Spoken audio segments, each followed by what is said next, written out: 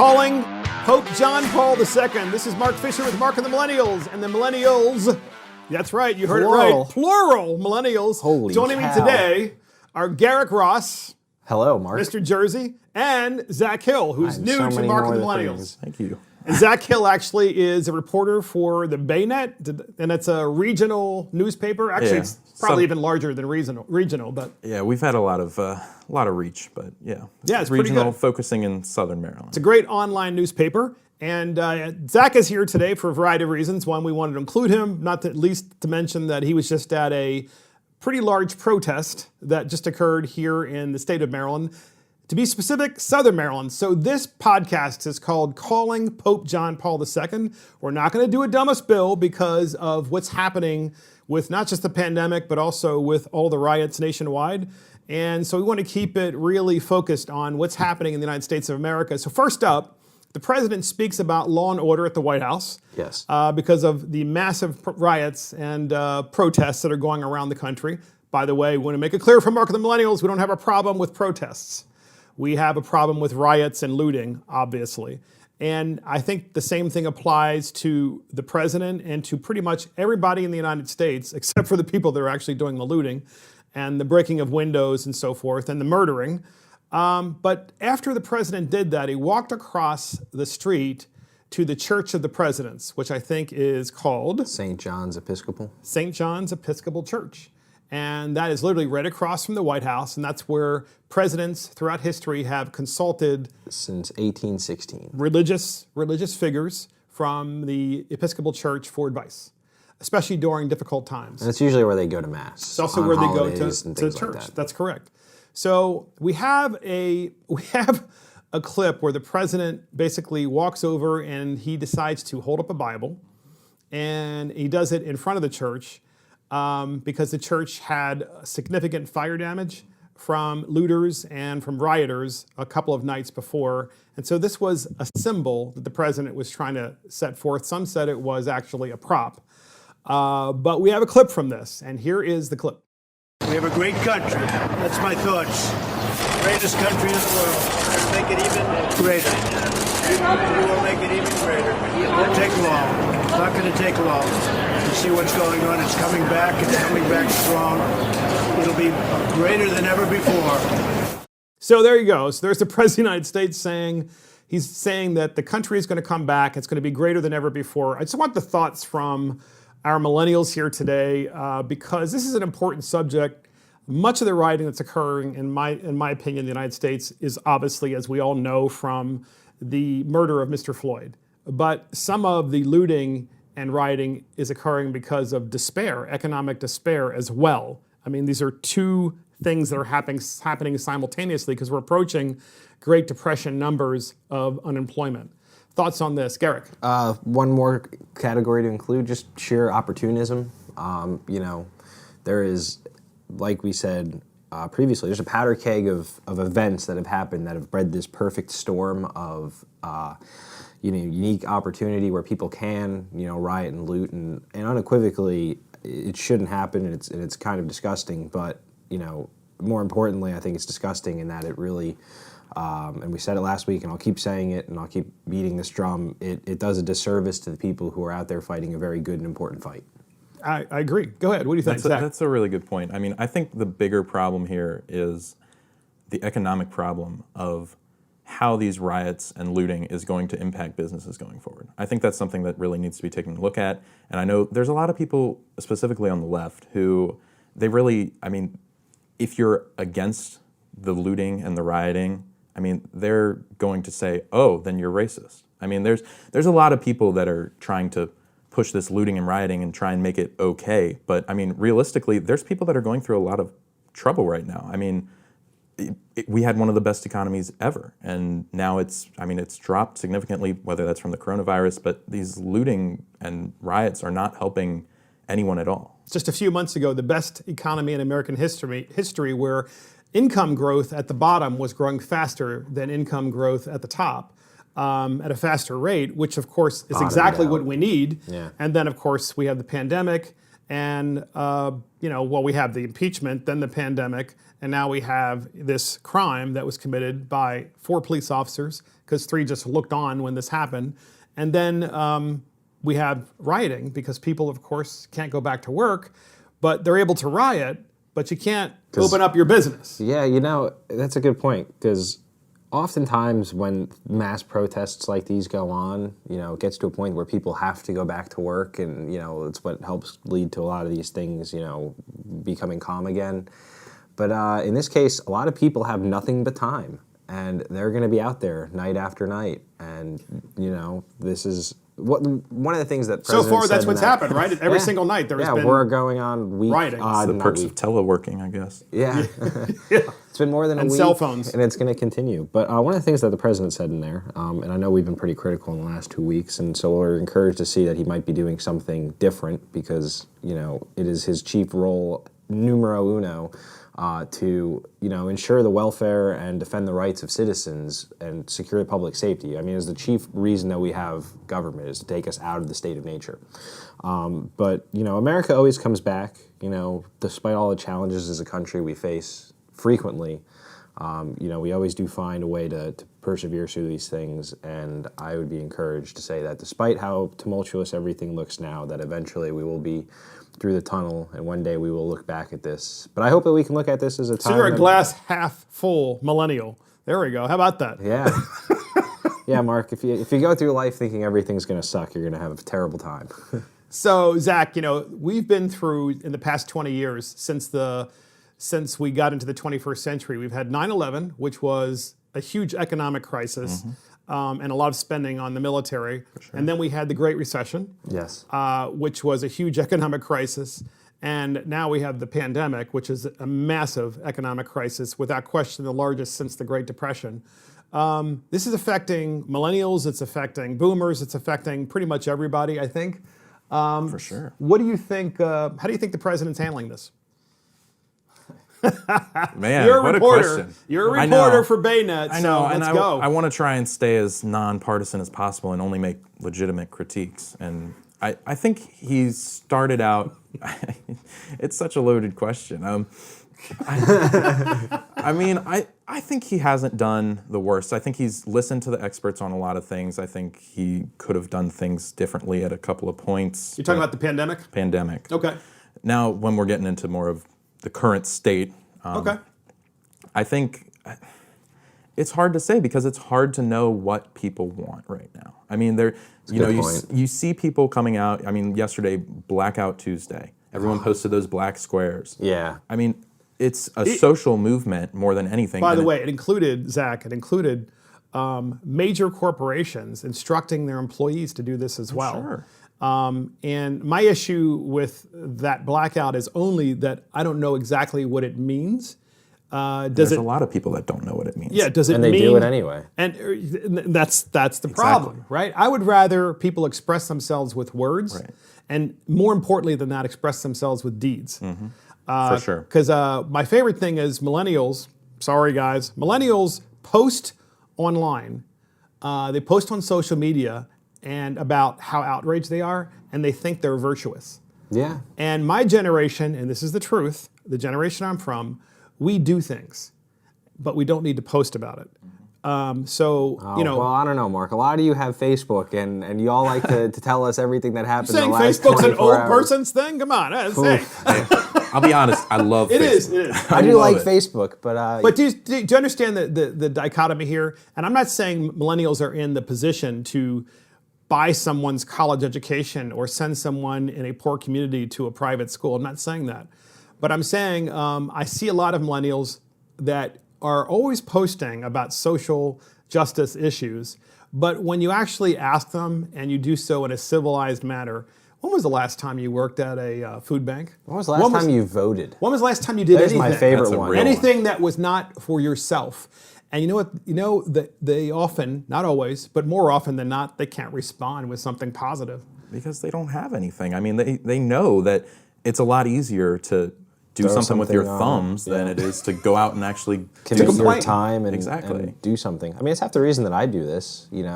I like to come on here and talk because it's, it's a way for me to talk to a variety of. Because you're from different- Jersey, and Jersey people are Yeah, good. I mean, Mark, He's not I from do like- Jersey Shore, though. I do like. Well, I am from the Jersey Shore, but I do like the sound of my own voice, and I like to talk. But a lot of it's about trying to educate different people on issues that are important to millennials. Agreed. And, Agreed.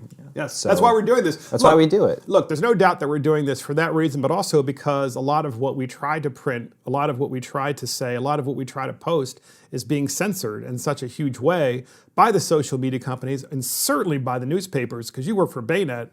And I'm not saying that Baynet does this Hey, because... you can call us the rag. I mean, people call us much worse online. So. And I want everybody out there, podcast listeners, to know the Baynet, I mean, it is a major newspaper because it covers an area right outside of Washington, D.C.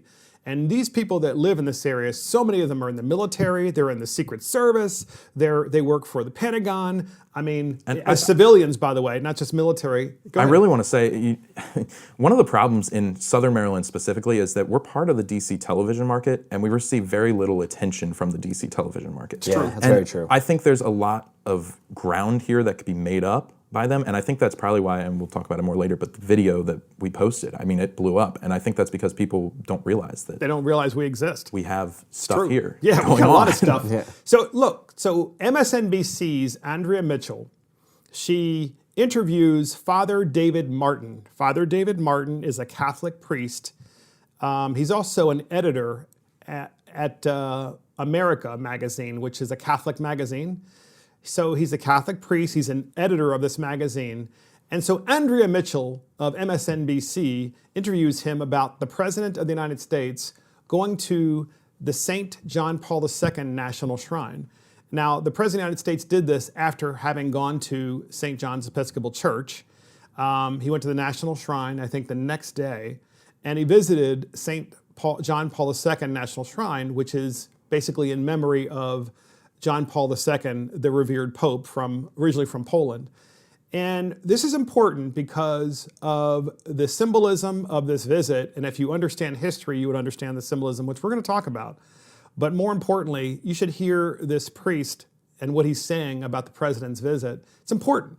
Here is the clip. You got to listen. Apparently to it. not, because the Archbishop of Washington, Archbishop Wilton Gregory, this morning just condemned it as baffling and reprehensible, and saying that it was amazing to him that a shrine would be used in that way, and that a religious site would be manipulated in that way. And so he clearly thought of it in the same way that that the bishop, the Episcopal bishop, objected to the use of her church or the diocese's church as a photo op. And so I sometimes wonder, does he know what John Paul stood for? Does he know that this is a pope who actually worked with protesters during the Solidarity movement in Poland?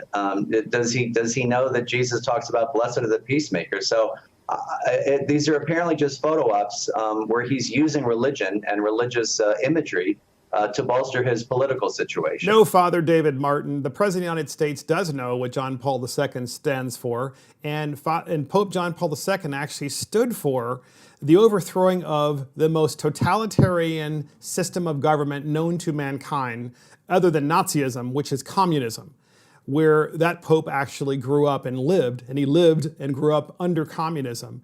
And what we have going on now in the United States is we have people that want to bring us to socialism and communism. They want to bring us out of the light of democracy and our republic and into the darkness of communism and of socialism.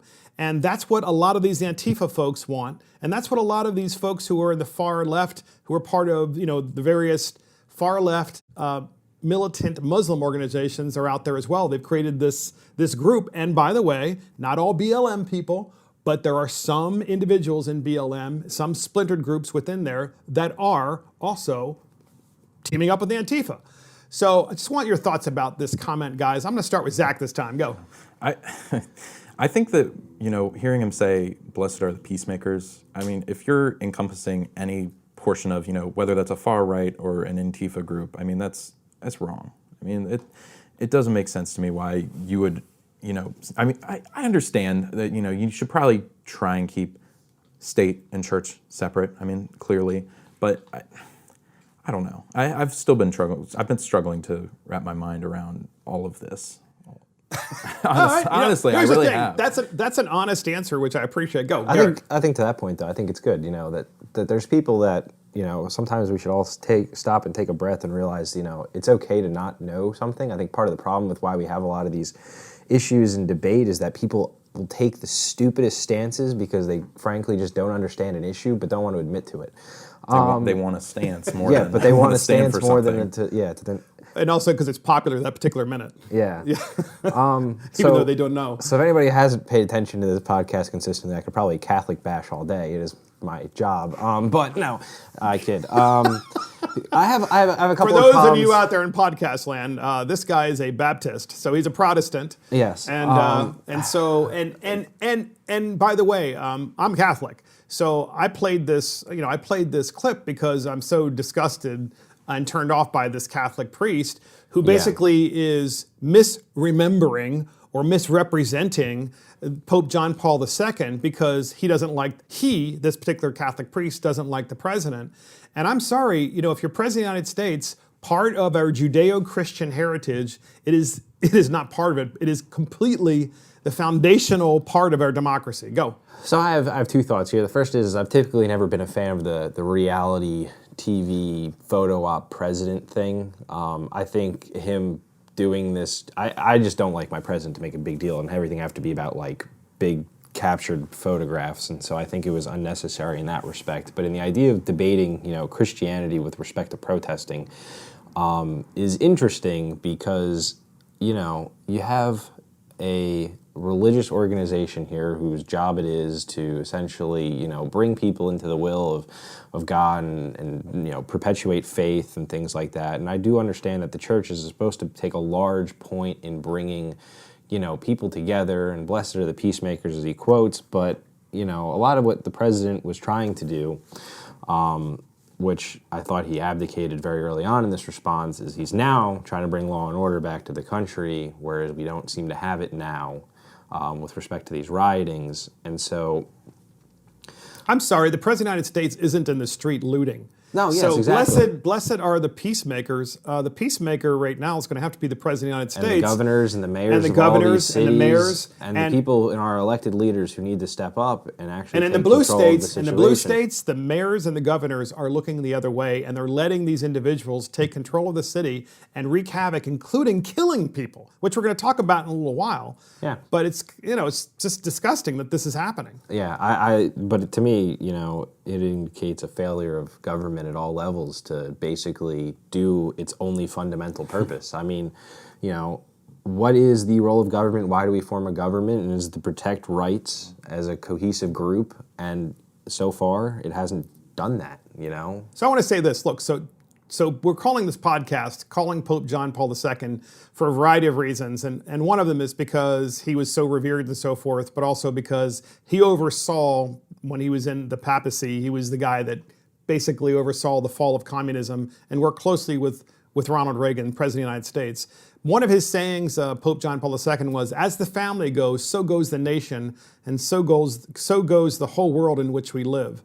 And I really see this, I'm sorry, as a boomer, what I see when I see the rioting and so forth, what I see is young men, white and black, who clearly are not being or were not parented properly, to think that instead of protesting peacefully, that they can go break things, steal things, kill people, maim people, hurt people. I mean, there was a man pulled from a wheelchair during the riots in Portland, Oregon, and then he was beaten. Now, it's very possible this man was part of the riots in a wheelchair. Possible. Doesn't matter. What matters, he shouldn't have been doing it, but what matters is that this is someone who is weak, right? And the weakest among us, they pull him out and then they start beating him up. I mean, who does that? Go. I don't think this is, Go. Come on. How do you reconcile that, though, with the fact that things like this happened in 92 and 68, and that is, I don't think it's an isolated issue of, this generation and how we raise our kids. I think a lot of it is just one of the natural inclinations of human beings is to just go out and, cause anarchy and chaos. I mean, there will always be anarchists and people who want to see the system burn, and then this is a way in which they can achieve it to happen. Yeah, but the anarchists want to hurt the weakest among us. I mean, and they want, I mean, obviously, by definition, an anarchist doesn't want any government whatsoever, except for the government that they're in charge of. So they do want government, even though they say they don't want it. Go ahead, Zach. Yeah, I mean, it's hard to watch. I saw the video. I mean, why? Just why? That's my question. Like, you pull a guy out of a wheelchair, it looked like he only had one foot. I mean, I watched it. I'm pretty sure that was why he was in the wheelchair. Yes. I mean, I don't see a point behind it. And of course, they all had their phones out. Of course, and they're sharing it. Yeah, and they think it's so cool and all that stuff. This is what makes these protests different. They're different because there's coordination by Antifa and certain members of BLM, as well as the Muslim Brotherhood and others that are trying to overthrow the United States government. And there's also a group of people, that are being, I think, pulled in, and they're coordinating using their cell phones, technology, and all that stuff. Go. What? I mean, you want to say it? I know you do. I was just listening to you. That was all. I don't think really having cell phones though makes anything different other than the level of sophistication that you have. I mean, look, unequivocally, it makes things a lot of different. I mean, make things easier, sure, but I mean to say that people didn't have coordinated anarchist ideals in the 90s and the 60s in like L.A. the L.A. race riots and in '68 after the death of Martin Luther King. There are people that want to bring this country down. Now, don't mistake anything I'm saying here is to say that I think that these things are okay. Like, absolutely not. But, I think this isn't indicative of a generational issue, whereas, this generation is suddenly raised with less of an ideal than most previously, or, that it's widely more accepted. I think a lot of it is just... If that were the case, look, if that were really true, then why is it that in America's cities, things are worse off than they've ever been? And they've been in solid Democratic control for 50 years plus, and you have more fatherless families than there have ever been, in the inner cities especially. I mean, in other parts of America as well. And when I see this is something, when I see these riots, that's the first thing that comes to my mind. If I, as a father, had my child there and my child decided to cross over from protester to rioter, calling the police these foul names, which is what these protesters are doing, and then trying to hurt them. I mean, literally, that's the day that my kid would be sent to military school, or I'd have him in the military, or I would literally just ask the sheriff's department or the police department, you need to lock him up, because that's the only way he's going to learn. I mean, that's if all these kids were younger than 18. I mean, I think the sweet spot here in a lot of these riots and looting, that demographic of people, you're probably talking 20 to 30 outside people who see this as an opportunity to come into these cities and take advantage of a situation. Right. So look, former SNL comedian Leslie Jones prays. She says, the riot that y'all are in leads to the nation's end. In other words, she's hoping that it does. Burn down that blanking Constitution is what she says. We have a clip on this. Now, she's the former SNL comedian, and her name is Leslie Jones, and she also is in movies. I think she has a movie coming out, in fact, soon. Another movie, motion picture, which is hard to believe. But these are the role models of a lot of these individuals. And it just shows you the ignorance that people don't understand what the Constitution actually is and what it represents. In any event, here is the clip. You have to listen to it. We gonna go hard now? Let's go hard then. Because that's how you're really gonna get what the you want. That's how you really gonna get the what you want, you guys. Y'all gotta vote for sheriffs. Y'all gotta know who your sheriff is. Like, all that is important. That's the homework that you gotta do. That's the anger that you have. You wanna burn down business, burn down this Constitution. And we do that by lifting our voice, by voting. That's our real voice. That's how we really show them. Voting is always a good idea, but burning down the Constitution? Really? That's a shame that started out so well. Mm-hmm. Yeah. Well, relatively speaking, but, it started out well. I agree with that message. If you really want to change your life, but you don't agree with the language. That's what I understand the language. It's just her. I try to separate that out of. She's 6 foot tall. She's 6 feet. She's 6 foot really? tall. I didn't know that. My God. That is her shtick. Is that why she's angry? I think so. I mean, that's what I would go with. That is her shtick, though. So I try to separate that. But when it comes to, if you really want to affect change in your life, regardless of what side of the aisle you're on, the president is important, sure, but it is the person who sets the laws that you live in. I'm talking your sheriff, your judges who dispense the law based on that. Your county assemblyman, your city assemblyman, your state delegate. These are the people who really control the majority of your life. My problem, though, is, Zach, that what she's saying is burn down that blanking Constitution. That's where you lose So us. that means she's saying, let's go riot. Let's go burn it down. I know, and it's so sad to see that people want to see things like this happen. I mean, I really do feel like people want to see fires in the streets and broken windows and all that stuff. There's definitely a good number. There's of people a lot who of people want that want that. I mean, Especially- whether they don't want it in their community, No. but they want to watch it somewhere else. Yeah. I mean, It's right. Which is uniquely a millennial, right? I mean, you guys got your phones or your iPads and so forth. And of course, I've got my phone and my iPad and I'm watching as well going, wow, I can't believe this is happening. But your generation, you're so used to broadcasting yourself and watching these things. I'm not saying that you approve of it because I know that you don't. But when I hear these kinds of icons, if you will, of the younger generation, such as an SNL former actor and comedian, say these things, it's concerning. yeah, no. It's concerning. No, go ahead, Zach. Sorry. Yeah, no, I mean, going off of kind of what you said, they want to enact this change on the local level. And I completely understand and agree that that's that's the problem. That's where you're going to make the change. That's why I find I cover local government as a reporter. I don't like covering Trump. I just don't enjoy that personally because I know that the real change comes from You cover a lot of statewide issues. I cover a lot of statewide Yes. issues, but once you get past that, once you start getting up into Congress and the Senate and the president, it's just a bunch of infighting. I like sitting here and talking to state delegates or talking to county commissioners or anything like that. It just makes more sense to me because that is where it's going to happen. But unfortunately, a lot of these icons, they're saying get out and vote, but that's just a guise for them to tell people to vote for a Democrat. Right. And it doesn't really make a lot of sense to me because they're doing that and then the same people that have destroyed their cities. Exactly. And let's these put cities, more of them in. Baltimore, Minneapolis. Who's running that city? It's already Democrat controlled. What are they hoping to vote for that's going to change? Every level of government. Who's enabled these police unions continuously over decades to have these absurd provisions in their contracts granting them things like qualified immunity and, in personal policing within the police force, internal affairs operations and things like that. I can't think of any side of the aisle who would be more than willing to go after organized unions. Exactly. And, It's a highly complicated subject because it is when you're talking about the police unions because that is, and the police themselves, because that is separate from what happened to Mr. Floyd. Mm-hmm. What happened to Mr. Floyd is obvious because... But the lack of accountability that those kind of unions breed, look at Officer Chauvin.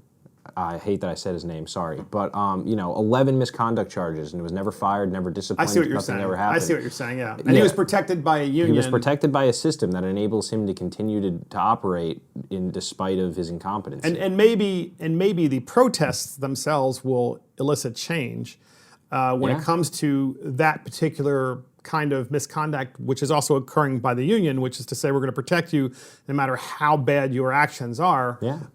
But we also should make clear in Mark and the Millennials that the vast majority of policemen and policewomen do a great job, nationwide do an amazing job, and they are honest, and they are straightforward, and they are good people, and they are community-based, and they work with their community. Yeah. And that's the problem that I have with these riots because I find it hard to understand what rioting in Soho and stealing over $2 million of Rolex watches have to do with Mr. Floyd's death.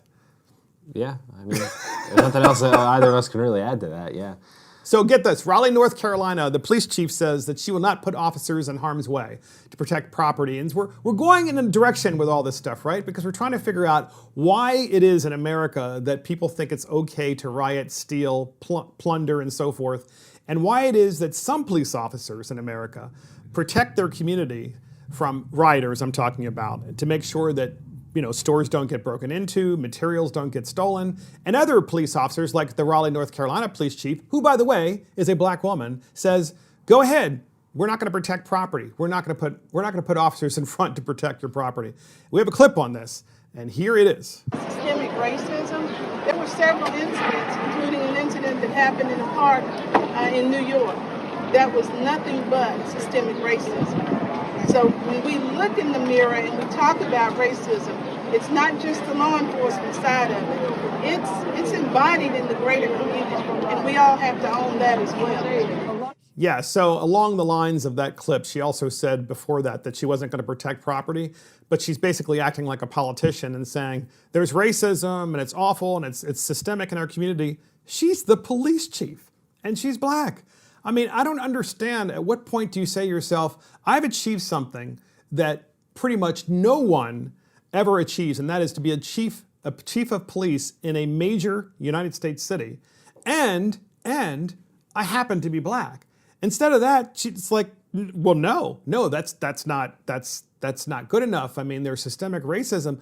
Well, then, you know what? Apparently, you're not pointing out exactly how we can make progress. Here's my problem. I consider this just like climate change, right? Someone says, climate change. Okay, how do we make progress? Tell me what the measurement is by which we can say we succeed.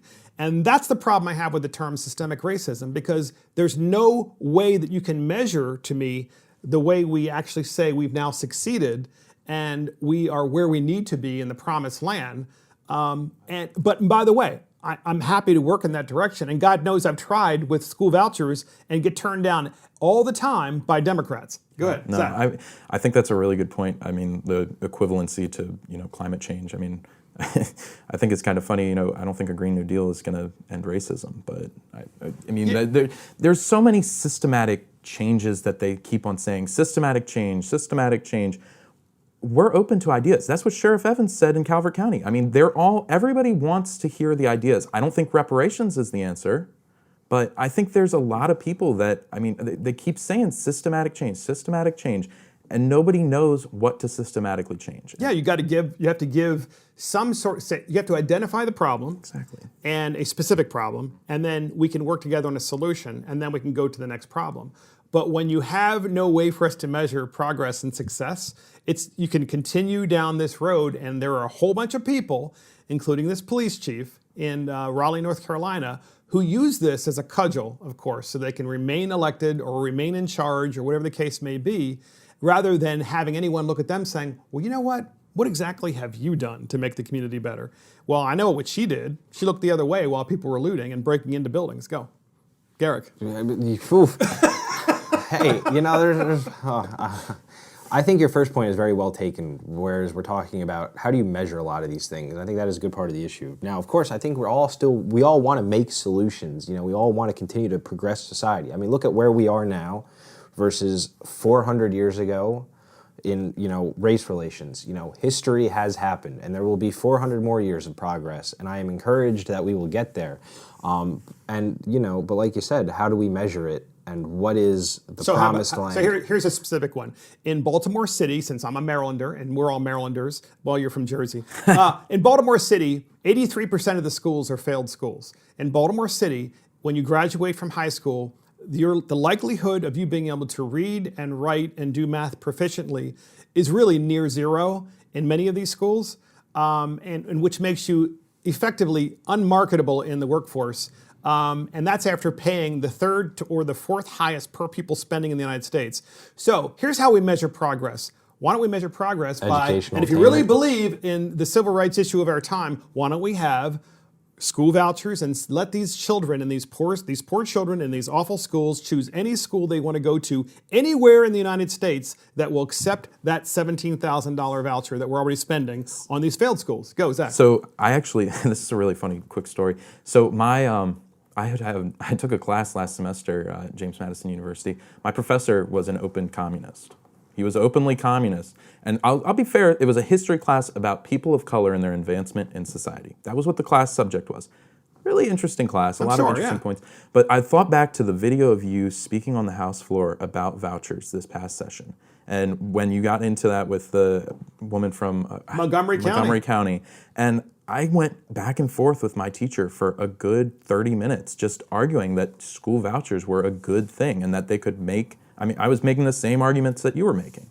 And I think that, it's a great thing. There's a great possibility there. And I don't know. But how? But then you got to hand over control of education away from the state and people with power from the teachers' unions. And oh God, yeah. I mean, Maryland, you drive the Brinks right up to their building and unload it. But Here we go back to the central part of what we're talking about, though, which is awesome, which is systemic racism, right? Okay, so let's identify a problem. Here's a problem. The schools in most inner cities in America, which are occupied majority by African Americans or minorities in general, are failed schools many times in these major American cities. One way to advance progress and to advance equity, if you want to use that term, is to give them an opportunity to go to a school of their choice. And to do that beginning in kindergarten, okay? So K to 12, give them the voucher and they can choose any school they want to go to, anywhere in the United States. And there's progress right there because now they're no longer stuck in this failed school, which, by the way, has wrought generations of failed lives, essentially. Honestly, I think that it goes back to that whole argument that you made. I think that this is very well received by younger people, at least when I've seen it. When I made the same argument in class, we started off and everybody was on his side. By the end, he said, how many of you guys agree with Zach? And more than half the class raised their hands. Yes. And this is among many Democratic people that understand that, like, this is a problem. We can address it. And we know this is how we can address it. I'll tell you here's one interesting thing before we go what's happening in Richmond is one interesting thing about this particular issue where we can actually measure progress is the problem is that if you are in the Democrat Party and you run for office in any major city and you propose this, you will never get elected. If you are Republican and you're running in any major city and you propose this, you will also not get elected. And it's not because it's a bad idea, it's because of the control of the teachers' unions in the case of the Democrat candidates. A lot of special interests here. It's in control of the lack of critical thinking skills, that exists in the African American community and in the African American churches, by and large, in these communities who won't stand up to the bullies who run these unions, who are ruining lives generation after generation. So listen to this, podcasters. In Richmond, Virginia, the police chief speaks about a horrific act perpetrated by protesters and rioters. The chief of Richmond, Virginia's police department said Sunday that rioters set fire to a multifamily home with a child inside while blocking access thereafter for firefighters to get through to save the child. So you got a child in the actual home, multifamily home. The home was set on fire by the rioters. Then the rioters are blocking the streets, not letting the firefighters go through. In other words, the fire trucks and the EMTs, they wouldn't let them get through the crowd. What does that have to do with Mr. Floyd? Nothing. But this is the sickness. And this is why I say, we got to get back to a spiritual nation and thinking about the difference between right and wrong. We have two clips on the police chief. The first clip, there's a gap, and he actually starts crying because he can't believe this happened in his own city. And here is the clip. Last night, protesters intentionally set a fire to an occupied building on Broad Street. This is not the only occupied building that has been set fire to over the last 2 days, but they prohibited us from getting on scene. We had to force our way to make a clear path for the fire department.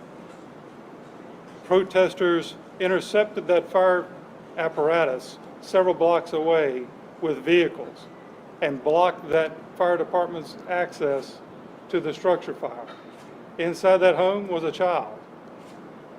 Officers were able to... This is where he breaks up and he's crying because he can't believe this happened in his community.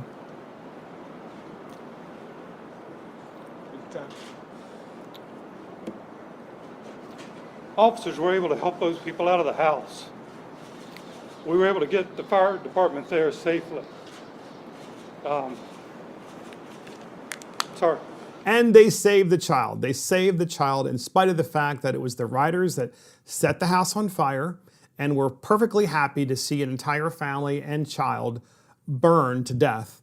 But this police officer was able to do that. We have a second clip where he's talking about, the police officer of Richmond, Virginia, is talking about what's really happening with the rioters, not the protesters. Who are these bad people? And are we coordinating? And are they coordinating? And can we start coordinating better to protect our communities? And here is the clip. As the mayor said, this isn't Richmond. And it truly is not Richmond. It's not even Virginia. It's not even the mid-Atlantic. We have intelligence that we're working on presently so that we hope to be able to file charges following up from this. We have people from across the country who have traveled many states to be here. We know that this is an organized effort. We're committed to try and identify those that are behind it, and we're doing our very level best to arrest those that are perpetrating the violence on our community, our city, and our citizens. So it's an organized effort between all of these American cities of the Antifa folks, the radicals in the BLM movement. I'm not saying the entire BLM movement, just those radicals that have radicalized inside that community and inside that movement, as well as there are also radicals that have organized and cooperated with those two groups that are in the radical Muslim community, quite frankly. This is a fact. The police departments know it. The Secret Service knows it. All of our agencies, our federal police agencies know it. We know it. And get this, podcast listeners, we even had this problem in our own community in Calvert County, Maryland. Calvert County, Maryland, which is one of the great reasons why we are introducing to Zach Hill, who writes for the Baynet. He was actually present and he videotaped an entire protest in Calvert County, Maryland. And he did so and found that initially it started out as a great protest and then it morphed into something less than that, as so many of these protests do. We have a lot of information on this, but first I got to give you some information about Calvert County, Maryland. It's one of the richest counties in the United States. Want to know why? Federal employees. Federal employees, because so many people in that county work for the federal government, or they work for a federal contractor who does work for the federal government. Or they just work in D.C. in general, which in its own right pays you a good bit of money, Mark. And Calvert County is a solid hour outside the city, and the actual seat of government is Prince Frederick, and that is a solid hour and 20 minutes outside the city. Maybe, could be less than that. Could be an hour if the traffic weren't so awful. Well, Zach went to this particular protest, and we have two clips on this, and the first, and then we're going to have him talk about it, and we're going to ask him a lot of questions, but the first clip is where a mother is protesting with hundreds of other protesters, and she sees her son, who works for the Calvert County Sheriff's Department, and then hugs him. And it's a black mom who's hugging her black son, who is a member of the Sheriff's Department, and that actually, is representative of the real Calvert County, where people actually get along and they live amongst one another and they know each other and they care about each other. And we have that clip, and here it is.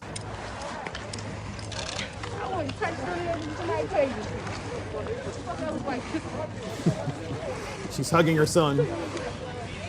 That's my son! So there you go. You have a mom, she's like, that's my son. She's so proud of her son. He's a police officer, and he's there to make sure that none of the bad elements have come from out of town into Calvert County. Unfortunately, when I spoke to the Sheriff's Department, we actually did have bad elements that came from out of the county. Not many, but there were a few dozen individuals who were trying to radicalize the protests later. And we have a clip on the language, by the way, got much worse than what you're going to hear. It's a very short clip.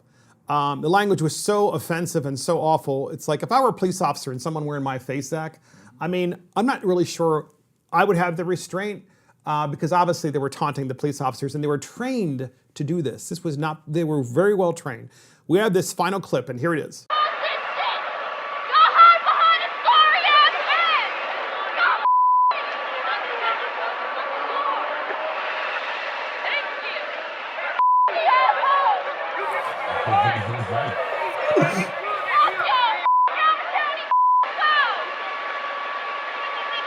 So that's my hometown, and those are, for the most part, there were a couple of folks who were local at the end of the protest, but according to the Sheriff's Department, the vast majority of them came from out of town, and we're trying to radicalize things. So, Zach, what did you see at the end? That's what we want to focus on. Yeah, honestly, it was day and night, and that's almost, literally too. You see the peaceful protest during the day, and then it sort of morphs into this, hatred for the police. True colors come out, and it was hard to be there, but It was very You interesting. videotaped all of this too, Yeah, by it was the a way. 2-hour-long live stream. On behalf of Baynet, and apparently there were like tens of thousands of people that went on Facebook Live to watch this, which is unheard of, right? It's really funny because it started off, and when it was all peaceful, there were probably about like 2,000 people watching. And then slowly you could watch, as the cops are putting on gas masks, and it's like, oh, we're getting up to 5,000.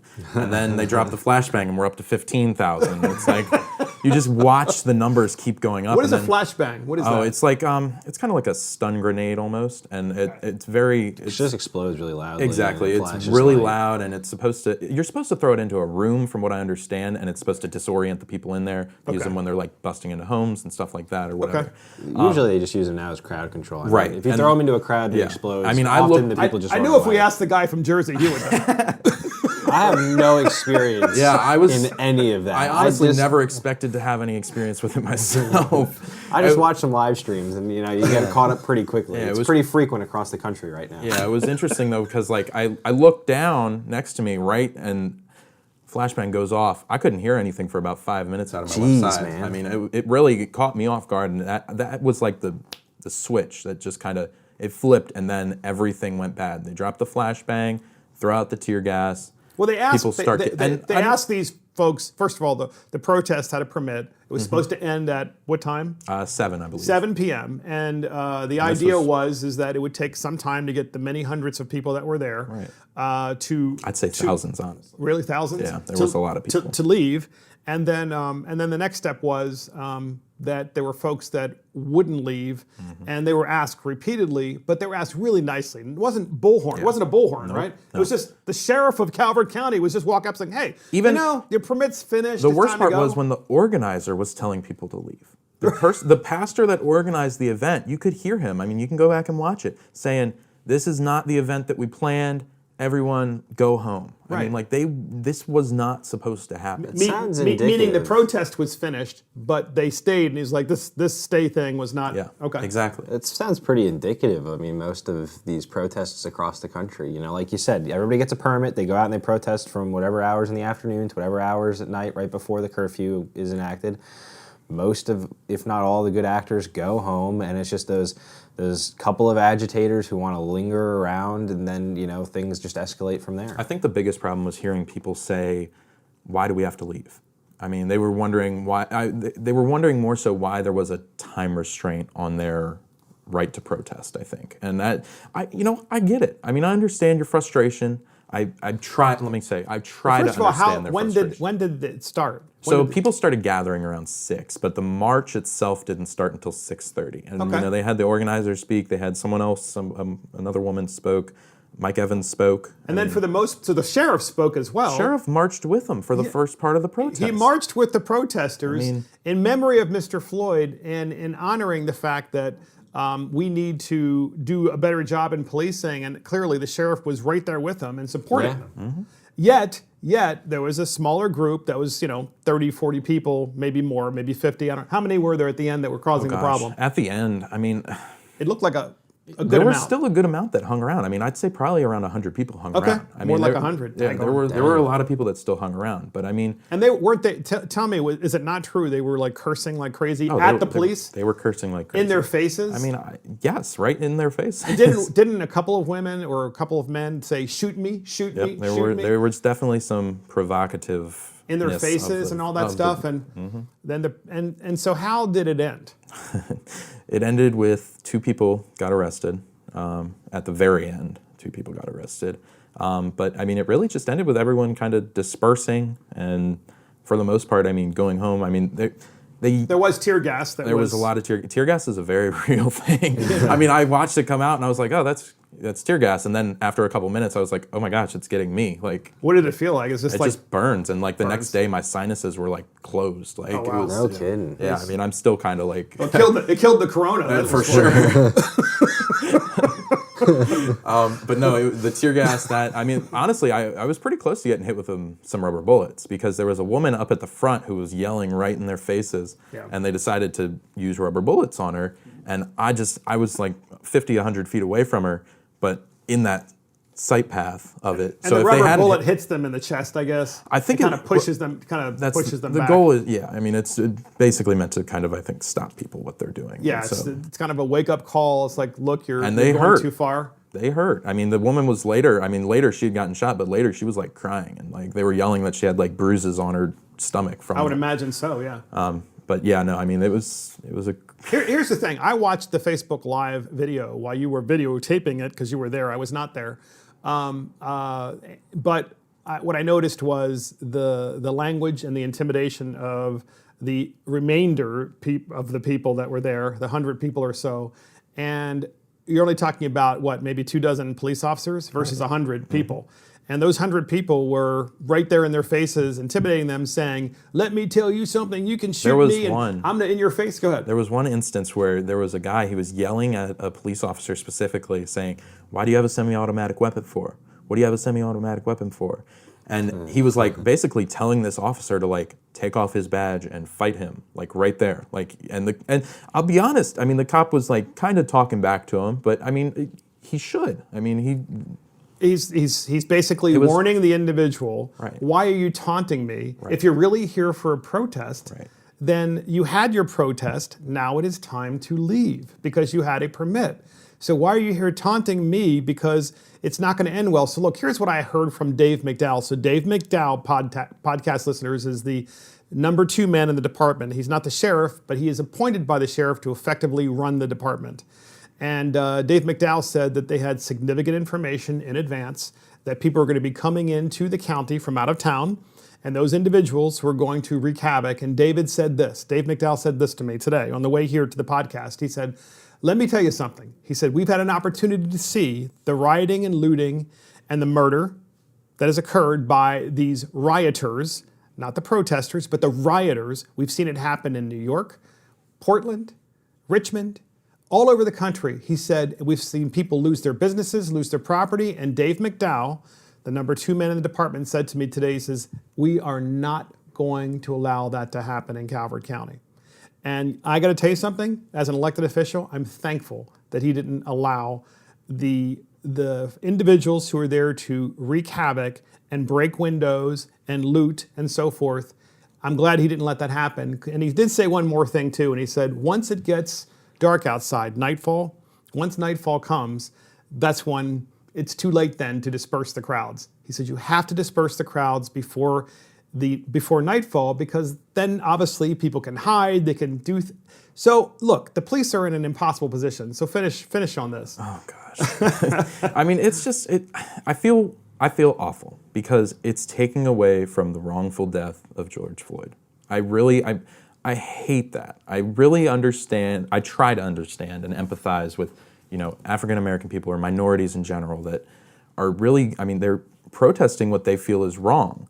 And then there's a lot of people who come through and just, it makes me think of how they say, bad apple in the police department ruins the police department. Well, it's like, okay, well, a bad apple in a protest ruins the entire protest, yes. That's what comes to my mind. And what's the good news about this protest is that after it ended, even though there were 100 people trying to start a riot, the sheriff's department stopped the riot from happening and stopped the damage, other than the fact that a police cruiser... an unmarked police vehicle had its back windshield busted out. Yeah. That was the only real damage. But it was going to go south really quickly. It could have been no doubt. It could have been a lot worse. And you were there. So I was there. I was right on the front line. I was right in between. That's why I had the flashbang dropped right next to me, because I was that close. Your father was texting me saying, he's too close. He was texting me all the time. He was like, leave, they're going to tear gas you. And I'm like, I want to be here for it. Like, I want to show what happened. Bring it on. Leland Bittard from Fox News, he was in D.C., and the protesters went from, let's go to the White House and burn it down to let's kill Fox News Leland Bittard, right? So at least they didn't go to you and say, let's kill Bennett. And I've gotten a lot of positive feedback from it. My friends job. and stuff all coming to me saying, hey, that was really great. To that point, though, I will say, I've been watching a lot of the coverage of this, but I've been getting my news per se, or videos, just like how things are going on in cities, not through your traditional, mainstream media sources. Like, I haven't been watching Fox, MSNBC, CNN, or any of those, because it's awful at this point how they're covering it all around. But it's like from magazines and newspapers like yours, people online, people who are there like right up in the front who are having these conversations, talking to people, just seeing what's going on. That's really been able to give a lot of people the full story and seeing how things are progressing on the ground in all these different cities. And so it's more thorough. It was more thorough because it was 2 hours. It was 2 hours of video. 2 hours live. I mean, what happened. It can't be edited. That was a great point, Garrick, because what we got to see was an entire protest from beginning to end, and then the rioters hanging out and getting ready to riot and trying to incite police officers to do something and trying to basically and you'd never cause problems. see any of that if you were watching like your standard cable news, because it would be a 20-second clip. Like for the last week I've been watching, so if anybody doesn't know what Twitch is at home, it's just a streaming platform where anybody can basically put up their live stream video, and I've just been watching compilations of people who walk with those groups, who those groups aren't provocative towards, because they just see a guy with a camera and they don't care. So, it's a great way to get the full story and the full scoop. It won't be the last one we're doing. Oh, I'm sure. No, there's another one I'm going to tonight to cover, and another one Friday. That's in a nearby county, right? Both in St. Mary's County. St. Mary's County. Just south. Fascinating. So I'll have to stand by and watch that. So this podcast is called Calling on Pope John Paul II. And there is a video that was put out by, I guess, the Vatican that was called Liberating a Continent, Pope John Paul II and the Fall of Communism. And the reason why this is relevant is because the United States is in an epic struggle with China, a communist country, and we're also in an epic struggle at home with individuals from various generations who think that socialism and communism is the way to go. And many of those people are disgruntled for whatever reason, and they are on the streets, and many of those individuals are rioting, which has nothing to do, by the way, with the protesters who were peacefully protesting and exercising their First Amendment rights peacefully about the death and the murder, if you will, of Mr. Floyd. And the reason why we call the podcast this, because we want people to remember that the President of the United States and this country, when we are a spiritual nation, this is Mark Fisher talking only on behalf of Mark and the Millennials, I think that people have a reason to do something that is better than themselves. And there was a time in American history when we had a President of the United States, President Ronald Reagan, and we had a Pope, John Paul II, who worked together to beat and defeat the epic evil of communism, which we are now up against again, except this time it's at home and it is abroad. And so we have a clip of Pope John Paul II. We're going to briefly talk about this clip afterwards before we end the podcast. And this clip is of this particular documentary, and here it is. Then there was this incredible moment when John Paul said those words that changed the world, that were the first domino that started the chain reaction of the fall of communism. Niech stąpi duch Twój. Niech stąpi duch Twój i odnowi oblicze ziemi tej ziemi.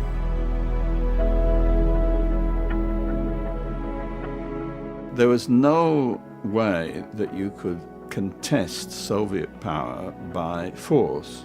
It had to be contested by spiritual power, and he did it. What John Paul II inspired was the conviction, I'm not going to live that way anymore. And out of that transformative revolution of conscience came the Solidarity movement. John Paul II understood that men and women live and die for great ideas, and therefore he was essential to this dramatic new birth of freedom.